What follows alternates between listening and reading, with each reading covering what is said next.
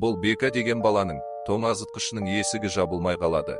Бека оны жөндегісі келеді, бірақ оны байқамай сындырып алады. Сынған тұтқаны жерден алып, тоңазытқышқа біртүрлі қарап, қазір келемін деп, жаңа тоңазытқыш алуға кетіп қалады. Енді Бекаға керек еместігін түсінген тоңазытқыш, бірге түскен суретін жүрегіне қойып, орнынан сықырлап әрең тұрып, есіктен зорға сиып, бір жаққа кетіп қалады.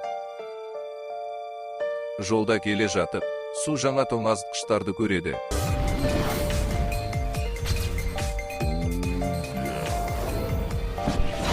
Ал олар болса, ескі екеніне оған күледі.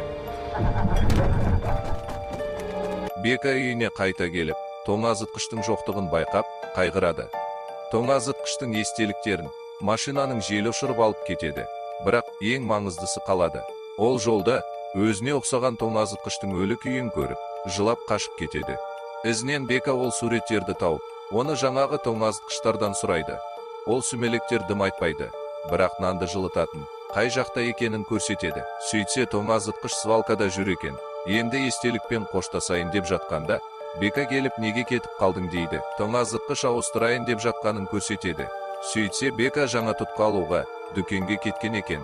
Бека тұтқасын жөндеп бергенде, тоңазытқыш оны құшақтап алады.